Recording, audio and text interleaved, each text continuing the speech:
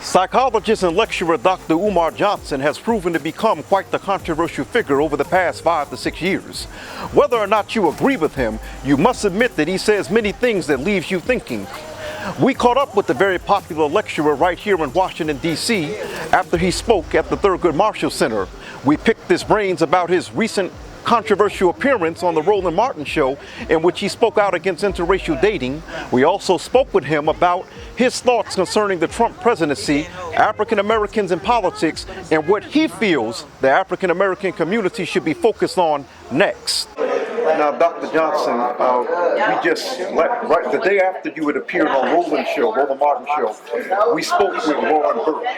We interviewed her. We want to know, first of all, that debate between you and her, that heated exchange, it seemed to have ignited once you mentioned the whole interracial dating and marriage thing. Why do you feel so many black folk get very upset when they hear another black person say that black people should be married to black people? What do you think that's about, you being a psychologist? I would say the first reason is due to the fact that we are in love with integration. Black people have been in a 152-year-old struggle to get accepted by their oppressor. So we want to be accepted by white folk. And we see interracial marriage as one of the most effective means of bringing about that amalgamation. So that's number one. Number two, with the presidency of Barack Obama, we have been drafted into an illusion of inclusion mindset that basically says America is post-racial and colorblind, despite all the evidence to the contrary. And because we love being asleep within this myth of a America that accepts black people, we don't want anyone to wake us up to the reality that we are, in fact, not Americans, nor will we ever be. And so basically what I did was I scratched a very delicate and insecure place within the black psyche by demanding that black men need to be with black women. It's something that we don't want to hear, although we need to hear it because we've been asleep too long on the integrationist Kool-Aid. Now, of course, Roland had brought up a very interesting point, and I'm going to have to ask you this because other folks have asked this. How would you respond to, of course, as was mentioned, Frederick Douglass, but more modern, prominent black figures such as Harry Belafonte, Sidney Poitier, who have felt very obligated to help the black community, but they have white wives. What is your thoughts on that? When someone would say, well, how do you respond to them? Because well, as I told Roland, I didn't say I couldn't respect them, but I said I would have a difficult time respecting them, meaning I would need to hear each brother's argument. But to be honest with you, even in the end, I think it would be still difficult for me to respect a black man who settles down with a black woman but claims to be committed to our struggle. It's an oxymoron. You can't be for Team A and be married to Team B. It just doesn't make sense. When you marry a white woman, you invest in her, you commit to her, but not only her, you commit to her community, her family, and her legacy. So it's still a contradiction. Frederick Douglass also has to be held accountable, but I wouldn't put him in the same category as a Harry Belafonte, a Sidney Poitier, a Vernon Jordan, because Frederick Douglass' history of struggle is a lot more rich, deep, and long-lasting than theirs. Frederick Douglass married that white woman when he was an old man. His first wife, Queen Mother Annie Murray Douglass, a blue, black, purple, chocolate, nappy-headed woman from whom all of Frederick Douglass's 5 children were born.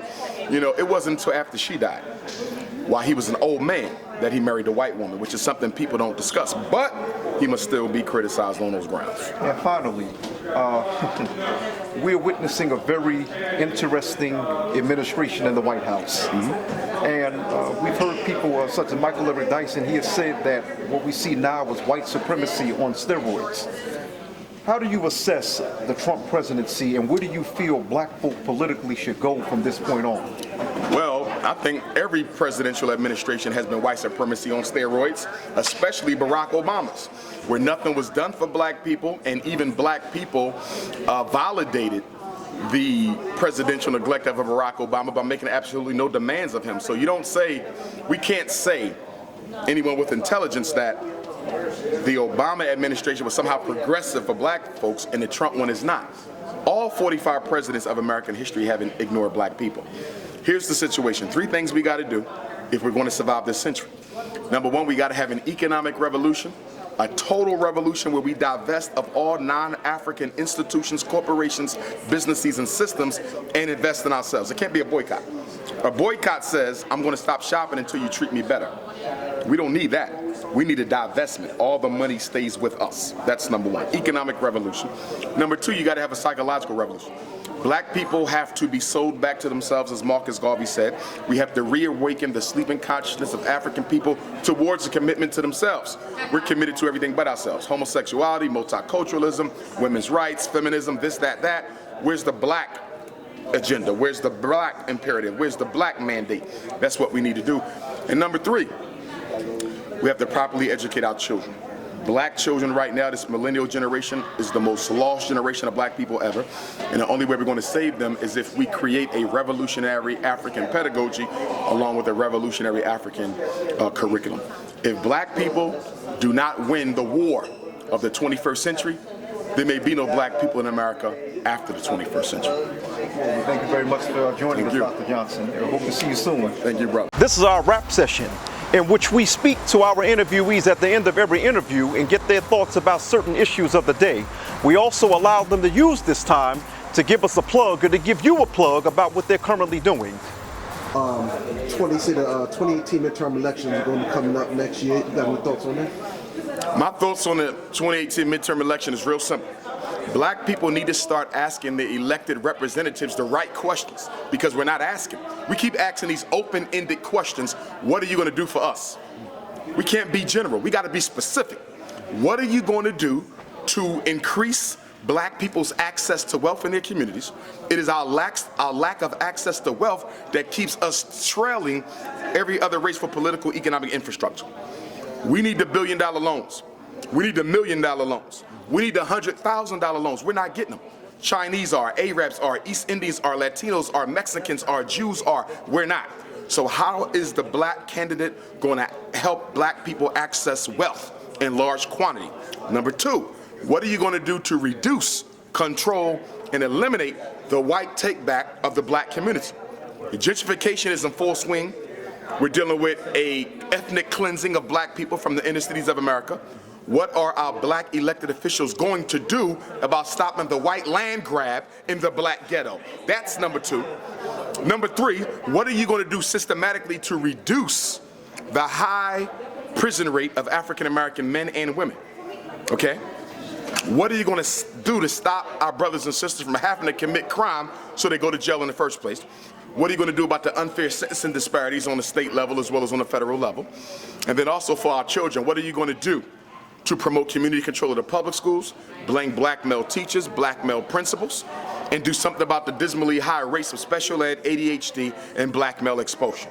If I don't get positive answers to those questions, I will not be casting a vote for anybody.